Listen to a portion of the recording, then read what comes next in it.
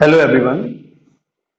आज हम लोग न्यूमेरिकल वाले पोर्शन के जो क्वेश्चन चल पीडीएफ के जो सॉल्यूशन चल रहा था उसके आगे वाले क्वेश्चंस के बारे में बात करते हैं। और अब हम लोग क्वेश्चन नंबर 7 से स्टार्ट करते हैं। क्वेश्चन नंबर 7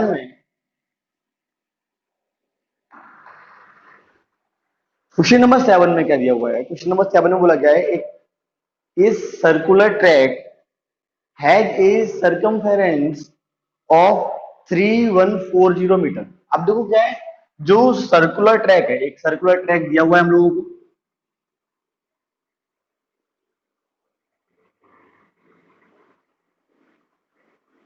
और इस सर्कुलर ट्रैक का जो डायमीटर है वो ए बी मान लो। ठीक है। अब इस सर्कुलर ट्रैक का जो पेरीमीटर दिया गया है या सरकमफेरेंस दी हुई है, सरकमफेरेंस दी हुई है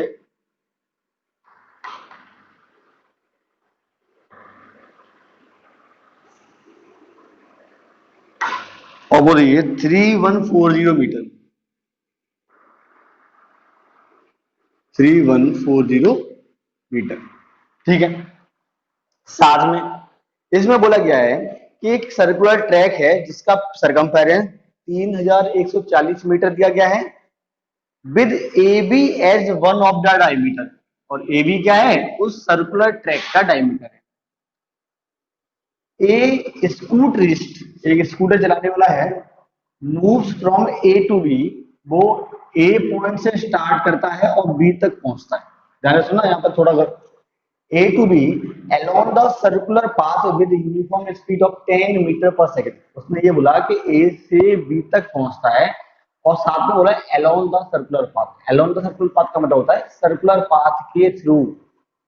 A to B डायरेक्ट नहीं पहुंचता है, A से स्टार्ट करके डायरेक्ट यहां से नहीं पहुंचता, वो पहुंचता है सर्कुलर पाथ के along। तो A से उसने स्टार्ट किया और B पर आके रुक जाता है। मगर जब वो ए से लेके बी तक पहुंचता है, जब वो मूव करता है स्कूटर, तो उसकी स्पीड जो होती है वो होती है 10 मीटर पर सेकेंड। स्पीड जो हम लोगों को दी हुई है वो दी गई है 10 मीटर पर सेकेंड। अब देखो इसमें निकलवाया क्या है? फाइंड डिस्टेंस निकलवानी है, डिस्प्लेसमेंट निकलवाया गया है और टाइम जो ए से बी तक पहुंचने में जो टाइम लगता है वो। ठीक है। मतलब हम लोगों को डिस्टेंस कैलकुलेट करनी है, डिस्टेंस निकालनी है, डिस्प्लेसमेंट निकालना है और हम लोगों को डिस्टेंस और टाइम निकालना है। ये तीन चीजें हम लोगों को कैलकुलेट करनी है। अब देखो, जब भी न्यूमेरिकल करते हैं तो सोचने वाली बात यह है कि हमें उस चीज को सॉल्व करने के लिए, चीजों को कैलकुलेट करने के लिए जरूरत किस चीज की? अब देखो यहाँ पर बात, बॉडी यहाँ से स्टार्ट करती है, यहाँ पर खत्म करती है, बी तक पहुंचती है, तो डिस्टेंस निकालनी है।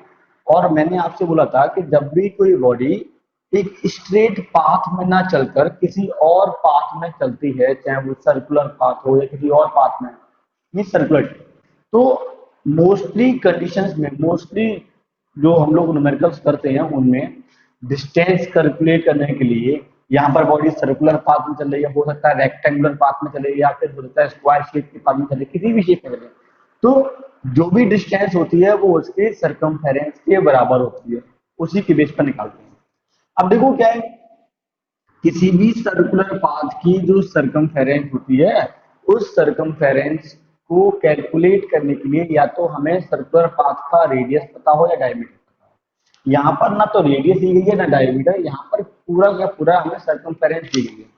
अब जब हम लोगों को सरकमफेरेंस दी गई है तो हम लोग सबसे पहले सरकमफेरेंस का यूज करके कैलकुलेट कर लेते हैं इस सर्कुलर पाथ की रेडियस। ठीक है। अब हम लोगों ने क्या पढ़ा? हम लोगों ने पढ़ा है सर्कमफेरेंस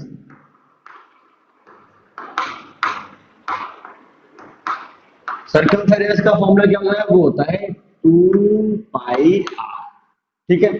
सर्कमफेरेंस जो है, क्या पहले देखो, सर्कमफेरेंस हम लोगों को कितनी दी गई है? सर्कमफेरेंस हम लोगों को दी गई है 3140। सरकमफेरेंस का फॉर्मूला होता है 2 pi R is equal to 3140, 2 into 22/7 into r is equal to 3140 multiply करो 22 उसका, तो r इज इक्वल टू, ऊपर मल्टीप्लाई होगा नीचे, जब इसका हम क्रॉस मल्टीप्लीकेशन करेंगे तो इसके नीचे कुछ नहीं तो 1 मान लेंगे, 7 का मल्टीप्लाई ऊपर होगा, तो 3140 में मल्टीप्लाई होगा 7 का अपॉन, और ये 22 into 2 44 जो है नीचे आ जाएगा, 44 से डिवाइड करेंगे इसमें तो आएगा 71.36, आर इज इक्वल टू 44 से डिवाइड करेंगे 3140 में, 7 का मल्टीप्लाई करेंगे 499.52, अप्रोक्सीमेट आ जाएगा 500। मतलब ये जो सर्कुलर ट्रैक है, और इस सर्कुलर ट्रैक की जब हमने हम लोगों को सरकमफेरेंस दी हुई थी, तो हमने सरकमफेरेंस को इसके बराबर रखा, और इसका यूज करके हमने आर की वैल्यू नहीं दी गई थी तो बाकी सारी चीजों को उधर भेज दिया, आर की वैल्यू कैलकुलेट करी तो 499.52 अप्रोक्सीमेट 500 क्या आ गई, तो 500 मीटर जो है वो इसकी रेडियस हो जाती है। ठीक है, इसकी रेडियस जो है वो हमारी कितनी निकल के आ गई, 500 मीटर। अब आगे बात करते हैं भाई, अब बात करते हैं डिस्टेंस की, डिस्प्लेसमेंट की और टाइम की। सबसे पहले बात करते हैं डिस्टेंस की। जब डिस्टेंस की बात करेंगे,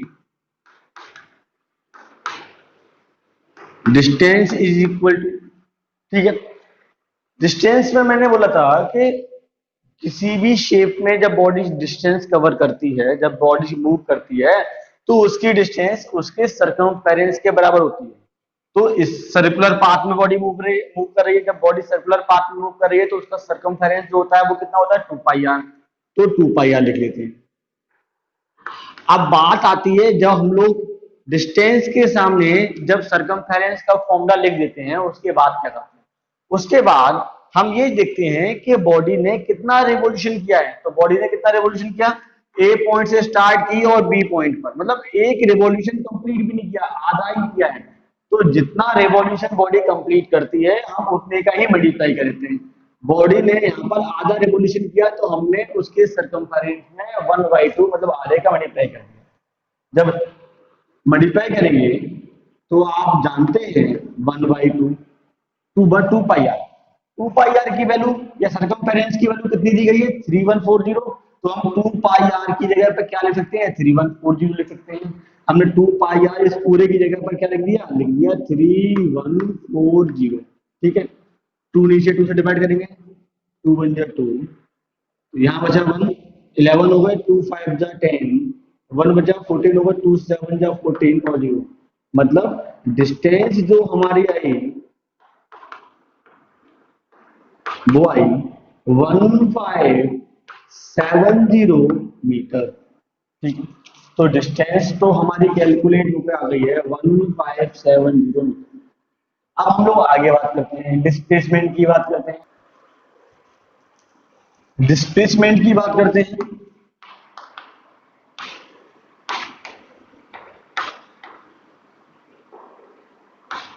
डिस्प्लेसमेंट में बॉडी ए से स्टार्ट करी, बी पॉइंट पर पहुंच गई, स्टार्टिंग पॉइंट ये रहा, एंड पॉइंट ये रहा, और डिस्प्लेसमेंट क्या होता है, स्टार्टिंग पॉइंट और एंड पॉइंट के बीच की दूरी, और इसकी दूरी क्या है, ये डायमीटर है, ए से लेके बी तक की दूरी क्या है, डायमीटर, और डायमीटर जो होता है वो क्या होता है, रेडियस का डबल।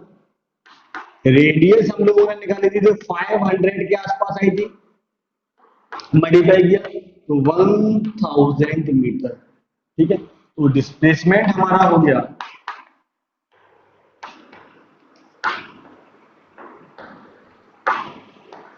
तो डिस्प्लेसमेंट हमारा हो गया 1000 मीटर। दो चीजें तो हम लोगों ने कैलकुलेट कर ली, एक चीज और हम लोगों को दी गई थी। अब वो क्या है, वो टाइम निकालना। तो हम जानते हैं जब स्पीड दी जाती है और डिस्टेंस और टाइम निकालना होता है तो फॉर्मूला सेम होता है। Speed is equal to formula होता है डिस्टेंस और टाइम। ठीक है, स्पीड हम लोगों को कितनी दी गई है 10 इज इक्वल टू डिस्टेंस हम लोगों को कितनी दी गई है भाई 10 मीटर पर सेकंड की स्पीड से बॉडी चल रही है और बॉडी ने डिस्टेंस कितनी कवर करी, डिस्टेंस निकाली हमारी 1570।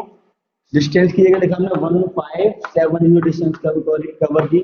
टाइम की बात करें, टाइम को टी मान लें, इसके अपोन में तो कुछ ना कुछ दिया, इसके अपोन में कुछ नहीं दिया तो 1 क्रॉस मल्टीप्लीकेशन करेंगे। जब क्रॉस मल्टीप्लिकेशन करेंगे तो 10 का मल्टीप्लाई टी में होगा तो कितना हो जाएगा, ये हो जाएगा 10t इज इक्वल टू 1570 का मल्टीप्लाई 1 में होगा तो ये हो जाएगा 1570, 10 से डिवाइड करेंगे तो t इज इक्वल टू आ जाएगा 157, क्योंकि 0 से 0 कट जाएगा तो टाइम की वैल्यू कितनी आ गई 157। अब जब टाइम है, टाइम की यूनिट क्या होती है सेकंड, तो इसके पीछे लगा देंगे सेकंड। ठीक है, नोट करें। अब बात करते हैं क्वेश्चन नंबर 8 की। 8 वाले क्वेश्चन में क्या बोला गया है, एक car travels along a straight road. अब यहाँ पर क्या है, जो कार ट्रेवल कर रही है वो स्ट्रेट रोड पर कर रही है 100 meter east and 50 meter west. तो जब कभी भी डायरेक्शन वाले क्वेश्चन आते हैं तो सबसे पहले एक साइड में कहीं पर भी कॉपी पर डायरेक्शन मानो। ठीक है, राइट साइड में ईस्ट, लेफ्ट साइड में वेस्ट, ऊपर नॉर्थ और नीचे साउथ, ये डायरेक्शन रफली बना लिया करें। उसके बाद हम लोग बात करते हैं, तो देखो जब भी कहीं भी बॉडी मूव करेगी तो पहले पॉइंट ए मान लें, उसके बाद में तो क्वेश्चन में क्या बोला गया कि ए पॉइंट से बॉडी जो है 100 मीटर चलती है ईस्ट में, तो ईस्ट डायरेक्शन उस साइड में है, तो ये बॉडी चली है यहां तक और ये हो गया कितना 100 मीटर। ठीक है, उसके बाद क्या हुआ then 50 meter west, 50 meter west में बॉडी ने यहां से चलना स्टार्ट किया है और यहां तक बॉडी आई है। ठीक है, बी, इसको बी पॉइंट मान लो। उसके बाद बॉडी वापस लौटती है वेस्ट की डायरेक्शन में, वेस्ट की तरफ इधर, और यहां से लौटती है वो कितना 50 मीटर, यहां आ जाती है मान सी पॉइंट। अब बी पॉइंट से वो सी पॉइंट तक आती है तो वहां पर डिस्टेंस कितनी कवर करती है 500 मीटर। ठीक है, निकलवाया गया है, डिस्टेंस निकलवाई गई है और डिस्प्लेसमेंट। ठीक है, बहुत सिंपल क्वेश्चन है। डिस्टेंस की बात करेंगे, तो डिस्टेंस की बात करेंगे तो डिस्टेंस में क्या होता है, बॉडी जिस पाथ से जाएगी तो उसके द्वारा जितनी डिस्टेंस, जितना पाथ कवर किया जाएगा सबको जोड़ते जाओ। पहले बॉडी ए से बी तक गई, मतलब यहां से लेके यहां तक गई, ईस्ट की डायरेक्शन में कितनी डिस्टेंस चली 100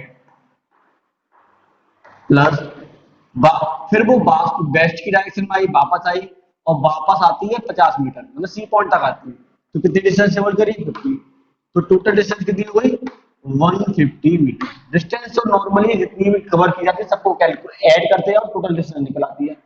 अब बात आती है डिस्प्लेसमेंट की। डिस्प्लेसमेंट की बात करेंगे,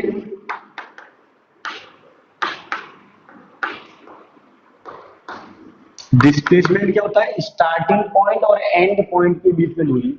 स्टार्टिंग पॉइंट कहां पर है, बॉडी ने ए पॉइंट से स्टार्ट किया और बॉडी ने खत्म कहां पर किया, बी पॉइंट पर खत्म किया है। अब सी पॉइंट पर खत्म किया, जब यहां पर खत्म किया, स्टार्टिंग पॉइंट ये वाला रहा और एंड पॉइंट ये रहा, तो इनके बीच की दूरी निकाल लीजिए। अब ए से लेकर सी तक की दूरी कितनी है, ए से लेकर सी तक की डिस्टेंस निकालनी है, डिस्टेंस निकालें भाई, टोटल डिस्टेंस है 100।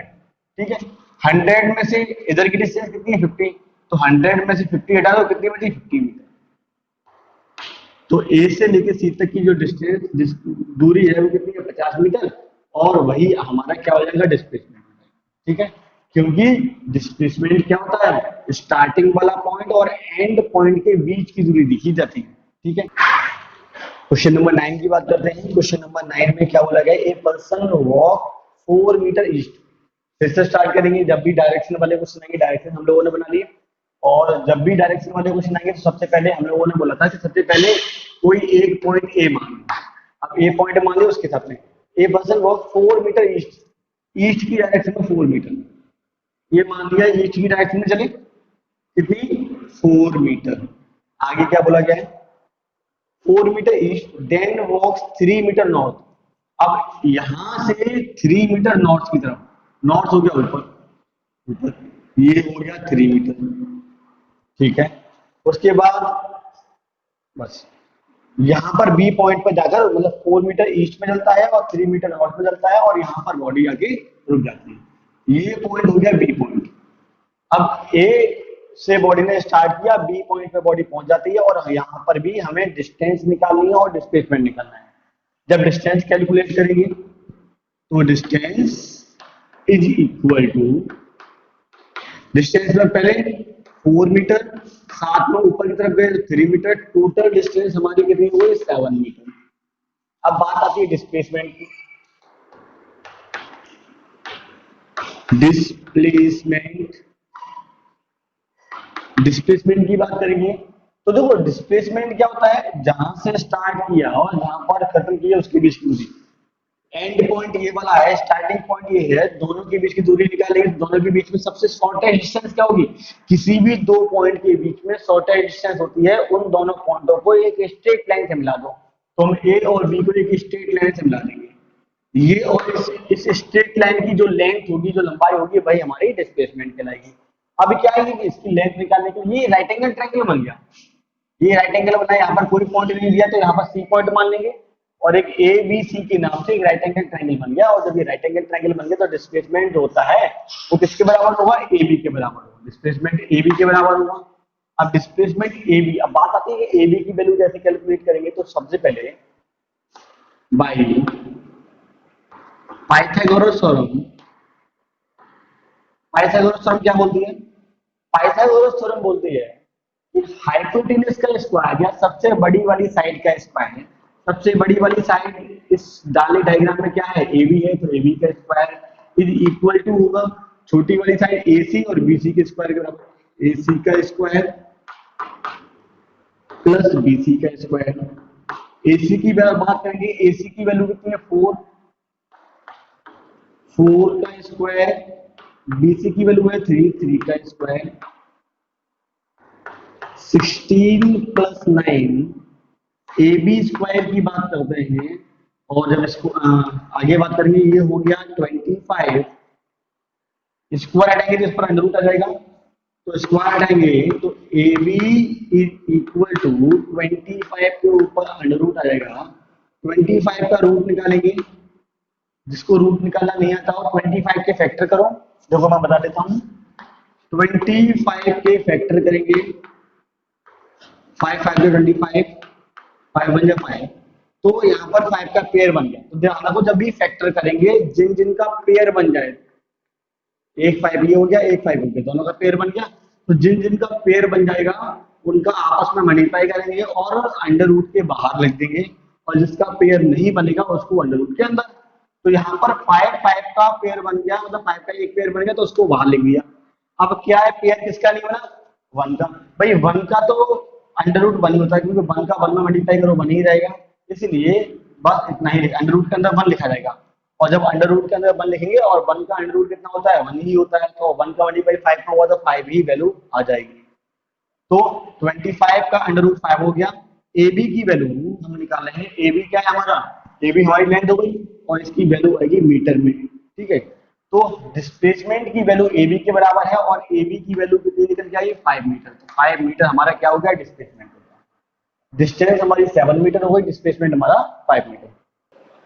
अब हम लोग बात करते हैं क्वेश्चन नंबर 10 की। क्वेश्चन नंबर 10 में क्या बोला गया है, बोला गया है a runner travels around a rectangular track with length 50 meter and width 20 meter. After travel round rectangle 2 times, runner back to the starting point. Determine the distance and the displacement. अब यहाँ पर क्या है, यहाँ पर जो भी रनर है वो रनर एक रेक्टेंगुलर फील्ड है, एक रेक्टेंगुलर शेप में एक ट्रैक है। तो सबसे पहले जब रेक्टेंगुलर ट्रैक की बात हो रही है तो सबसे पहले हम लोगों ने एक रेक्टेंगल बना लिया,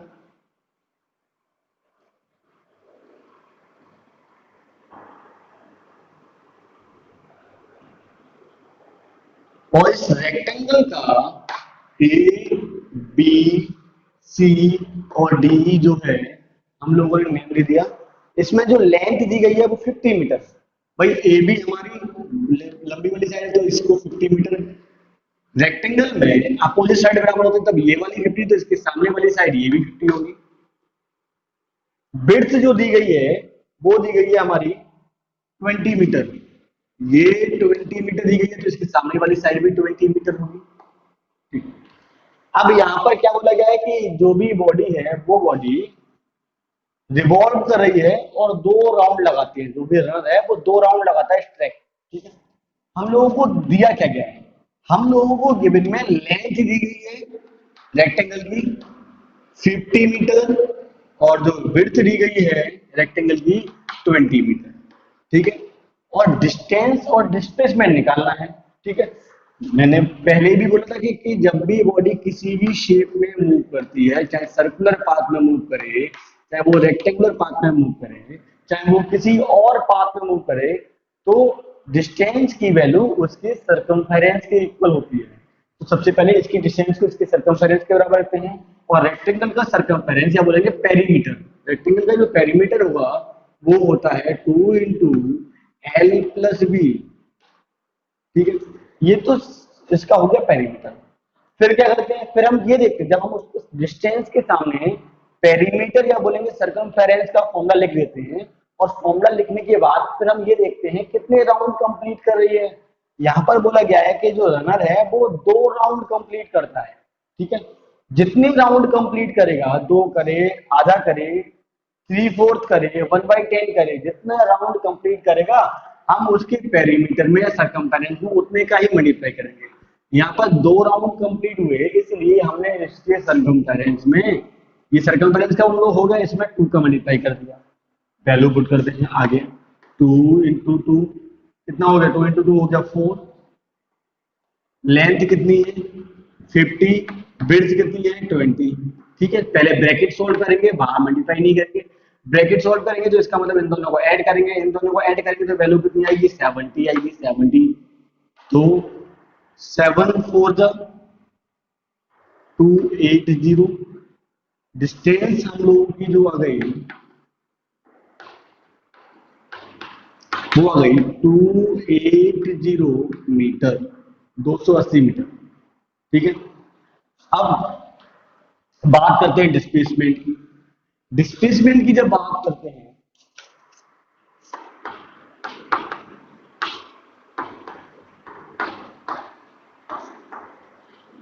भाई, बॉडी ने ए पॉइंट से स्टार्ट किया, इस वाले पॉइंट से पहला यहां से घूमता हुआ दोबारा यहां पहुंच गया, 1 राउंड कंप्लीट हो गया। फिर से बॉडी ने स्टार्ट किया और बॉडी रिवॉल्व करती हुई फिर से इसी पॉइंट पे पहुंच गई। तो आप देखते हैं कि बॉडी ने ए पॉइंट से स्टार्ट किया और बॉडी 2 राउंड जब कंप्लीट करती है तो दोबारा ए पॉइंट पर पहुंच जाती है। ठीक है। और बॉडी जब ए पॉइंट से स्टार्ट किया और बॉडी ए ही पॉइंट पर पहुंच जाती है तो उस कंडीशन में क्या होता है? उस कंडीशन में स्टार्टिंग पॉइंट और एंड पॉइंट, स्टार्टिंग पॉइंट भी यही है और एंड पॉइंट भी यही है। जब दोनों पॉइंट एक ही जगह पर हैं तो उनके बीच की दूरी बिल्कुल नहीं होगी, तो इसलिए दोनों के बीच की दूरी 0 होगी, इसलिए डिस्प्लेसमेंट हमारा 0 मीटर। ध्यान रखें, जब स्टार्टिंग पॉइंट और एंड पॉइंट सेम होता है, बॉडी जहां से स्टार्ट करी वापस उसी जगह पर आ जाती है, उस कंडीशन में हमारा डिस्प्लेसमेंट 0 हो जाता है। ठीक है। अब हम लोग बात करते हैं क्वेश्चन नंबर 11 की, और क्वेश्चन नंबर 11 में क्या दिया है वो थोड़ा समझते हैं। ठीक है। एक गलती है वो बताते हैं। सबसे पहले बात करते हैं, यहाँ पर एक टर्म आएगा स्पीडोमीटर और एक ऑडोमीटर। तो 2 टर्म होते हैं, एक स्पीडोमीटर होता है और एक ऑडोमीटर होता है। स्पीडोमीटर क्या होता है और ऑडोमीटर क्या होता है थोड़ा समझते हैं। देखो, आप लोगों ने देखा होगा कि सभी लोगों के पास गाड़ी, बाइक या स्कूटी वगैरह होती है। तो आप देखोगे कि हमारे घर पे जो मीटर होता है उस मीटर पर लिखा होता है 0 डिग्री, 0, 10, 20, 30, 40, 50, 60, इस तरीके। ठीक है। उसके बाद यहाँ पर एक नीडल होती है और वो नीडल जो है वो स्पीड के बढ़ने के हिसाब से मूव करती है इस राउंड में। ठीक है। तो जो ये जो मीटर है जो स्पीड को इंडिकेट करता है, ये स्पीड जो है ये मीटर दिया हुआ है, और ये जो लाइन एरो है ये इंडिकेट करता है स्पीड कितनी है, तो ये कहलाता है स्पीडोमीटर।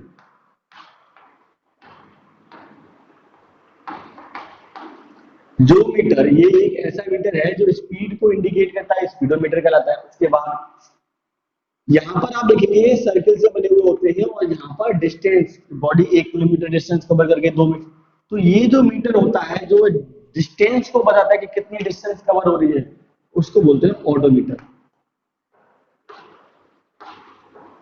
आप क्वेश्चन पेपर में एक एक नंबर का या आधे नंबर का पूछ सकते हैं। क्वेश्चन पूछा जाता है कि डिस्टेंस को मेजर करने के लिए किसका यूज होता है, तो वो समझ में आ गया ऑडोमीटर। या दूसरा क्वेश्चन आ जाएगा कि ऑडोमीटर का यूज किसके लिए होता है, तो बोलेंगे डिस्टेंस को मेजर करने के लिए। स्पीडोमीटर का यूज किस लिए होता है, स्पीड को मेजर करने के लिए। या बोलेंगे स्पीडोमीटर का काम क्या होता है, तो वो स्पीड को मेजर करना। ठीक है, अब देखो क्वेश्चन में थोड़ी सी गलती दी हुई है, उन्होंने दोनों स्पीडोमीटर को ही कॉमन मान लिया है, मगर यहाँ पर क्वेश्चन को थोड़ा सा चेंज करेंगे। यहाँ पर क्वेश्चन में क्या दिया गया समझेंगे। क्वेश्चन में बोला गया है 11 वाले में, cars speedometer read 10,500 kilometre at the start of A trip and 10,700 kilometre at the end.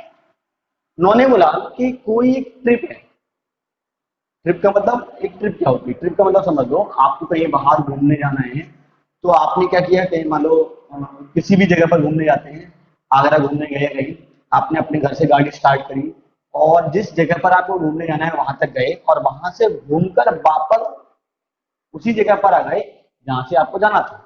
ठीक है, तो ट्रिप का मतलब ये नहीं होगा कि जहां पर पहुंच गए वो ट्रिप हो गई। ट्रिप आधी ट्रिप कंप्लीट होती है। ट्रिप कंप्लीट तभी मानी जाती है जब हम लोग अपने घर से स्टार्ट करते हैं, कहीं बाहर जाते हैं और बाहर से घूमकर फिर वापस अपनी जगह पर आ जाते हैं। तो उन्होंने बोला कि कार है, जब वो कार स्टार्ट होती है ट्रिप के लिए जाती है, तो ट्रिप पर जाने से पहले जो उसका जो स्पीडोमीटर नहीं यहाँ पर, क्योंकि यहाँ पर डिस्टेंस किलोमीटर में आती है कि इतनी रीडिंग है, जितने नहीं घर पे रीडिंग लगा लेते हैं कि इतनी किलोमीटर पहले से गाड़ी चल चुकी है, तो रीडिंग जो है वो स्पीडोमीटर में नहीं आती, ऑडोमीटर में आती है। तो यहाँ पर स्पीडोमीटर की जगह ऑडोमीटर होगा। तो यहाँ पर रीडिंग क्या है, पहली वाली रीडिंग R1 की वैल्यू बात करेंगे, तो पहली वाली रीडिंग जो दी हुई है वो दी हुई है 10,500 किलोमीटर। ये पहली रीडिंग दी है, इसे हमने R1 मान ली, रीडिंग 1। ठीक है, दूसरी बात, जब हम ट्रिप कंप्लीट करके वापस आते हैं तो रीडिंग दोबारा चेक करते हैं, तो दोबारा रीडिंग चेक करिए, उसे रीडिंग 2 मान लिया और वो हो जाती है 10,700 किलोमीटर। पहले रीडिंग कम थी, अब रीडिंग बढ़ी, जब घूम कर आएंगे तो रीडिंग बढ़ेगी। अब हमें क्या निकालना है, डिस्टेंस निकालना है, डिस्प्लेसमेंट निकालना है। भाई सबसे पहले बात करेंगे डिस्टेंस की, बहुत सिंपल सा क्वेश्चन है। डिस्टेंस कैलकुलेट करना है तो कुछ नहीं, बाद वाली रीडिंग में से पहली वाली रीडिंग माइनस कर दो। भाई 10,700 रीडिंग है बाद वाली, पहले वाली रीडिंग थी 10,500। ठीक है, तो 10,700 में से 10,500 हटाएंगे तो हमारा 200 बच जाएगा, 200 मीटर। तो डिस्टेंस हमारी हो गई कि हमने जो डिस्टेंस कवर करी ट्रिप में वो 200 मीटर, क्योंकि 200 मीटर ही डिस्टेंस इंक्रीज हुई, रीडिंग इंक्रीज हुई है। अब बात करेंगे डिस्प्लेसमेंट की। भाई जब डिस्प्लेसमेंट की बात करेंगे तो मैंने बोला ट्रिप पर गए, तो ट्रिप में क्या है, अपने घर से स्टार्ट किया, कहीं घूमने गए और वापस अपने घर पर आ गए। तो मैंने बोला था घर से स्टार्ट किया, स्टार्टिंग पॉइंट घर हो गया, ट्रिप को कंप्लीट आकर कहां पर किया, घर पर ही खत्म किया। तो स्टार्टिंग पॉइंट और एंड पॉइंट दोनों क्या होगा, घर हो गए जहां से हम लोगों ने स्टार्ट किया था। तो दोनों पॉइंट सेम है, उस कंडीशन में हमारा डिस्प्लेसमेंट कितना होता है, 0 मीटर। ठीक है, यहाँ पर जब स्टार्टिंग पॉइंट और एंड पॉइंट सेम था इसलिए डिस्प्लेसमेंट हमारा 0 मीटर। अब हम लोग बात करते हैं क्वेश्चन नंबर 12 की। क्वेश्चन नंबर 12 में बोला गया है, यहाँ पर भी क्वेश्चन जो दिया गया है वो डायरेक्शन वाला दिया गया है। जब डायरेक्शन वाला क्वेश्चन दिया गया है तो सबसे पहले हम लोग डायरेक्शन बना लेते हैं। डायरेक्शन बनाते हैं, राइट साइड में ईस्ट होता है, लेफ्ट में वेस्ट, ऊपर नॉर्थ और नीचे साउथ। ठीक है, अब हम लोग बात करते हैं, क्वेश्चन में दिया गया है क्वेश्चन नंबर 12 में a man travels A distance 1.5 towards east. तो सबसे पहले मैंने आपको पहले भी बोला था कि जब भी डायरेक्शन वाले क्वेश्चन आएंगे तो फिर सबसे पहले डायरेक्शन बना लेंगे, उसके बाद किसी एक पॉइंट ए को मान लेंगे और ए पॉइंट में बोला गया कि कोई बॉडी जो है वो 1.5 मीटर कवर डिस्टेंस कर दी है और ईस्ट की डायरेक्शन में, ईस्ट राइट साइड पे ईस्ट की डायरेक्शन कर लेंगे। उसके बाद बोला गया है then 2 meter towards south, 2 meter south में, तो नीचे आ गए 2 मीटर साउथ में आ गए। आगे क्या बोला गया south and finally 4.5 meter towards east. अब ईस्ट में फिर और वो कितना 4.5, फिर आगे बढ़े यहाँ तक पहुंचे और ये डिस्टेंस है 4.5, 4.5 यहाँ पर रुके। फिर सुनो, एक पॉइंट से स्टार्ट किया हमने 1.5 मीटर ईस्ट में, 2 मीटर साउथ में, उसके बाद 4.5 मीटर फिर से ईस्ट में। ठीक है, अब हम लोगों से क्या बोला गया है, हम लोगों को क्या करना है, डिस्टेंस निकालनी है और डिस्प्लेसमेंट निकालनी है। अब डिस्टेंस और डिस्प्लेसमेंट निकालना, तो डिस्टेंस का तो तरीका बिल्कुल सेम था, तो डिस्टेंस कैलकुलेट करना है लोगों को। तो डिस्टेंस में जितनी जितनी डिस्टेंस उसने कवर की है वो सब कैलकुलेट करो और ऐड करो। पहले कितना डिस्टेंस 1.5, फिर टर्न होने के बाद साउथ में 2 मीटर, उसके बाद 4.5 मीटर, और इन सबको ऐड करेंगे तो 4.5 और 5 हो गए हमारे 6 और 2 8, 8 मीटर हो गई हमारी डिस्टेंस। जब बात डिस्प्लेसमेंट की आती है, तो डिस्प्लेसमेंट की जब बात करेंगे तो डिस्प्लेसमेंट में हम लोगों ने इतनी टाइम से पढ़ा कि हम ये चेक करते हैं स्टार्टिंग पॉइंट क्या है और एंड पॉइंट क्या है। तो अगर इस वाली कंडीशन में देखा जाएगा तो स्टार्टिंग पॉइंट हमारा ए रहा और एंड पॉइंट क्या रहा बी। तो स्टार्टिंग पॉइंट एंड पॉइंट के बीच में, अब इनके बीच की जो दूरी है तो सबसे पहले तो हम इन दोनों पॉइंट को मिला लेते हैं। हमने ए बी को मिला दिया, तो स्टार्टिंग पॉइंट ए और बी, ए बी को मिला लिया। अब ए बी की जो लेंथ होगी वही हमारा डिस्प्लेसमेंट होगा। अब ए बी की जो लेंथ होगी वो डिस्प्लेसमेंट होगा, तो ए बी को हमें कैलकुलेट करना है। अब उसमें क्या था, उस वाले क्वेश्चन में तो हमारा आसानी से बन रहा ट्रायंगल, तो मैंने ऐसे आपको पहले भी बताया न्यूमेरिकल कैसे करते हैं तरीका। जब इस तरीके की कंडीशन बने और आपको समझो, को ऐसा मत करना कि सोचो कि एक ट्रायंगल नीचे बनना है और एक ऊपर, क्योंकि अगर हम ऐसा सोचेंगे तो क्या होगा, भाई ये लाइन जा रही है यहाँ से।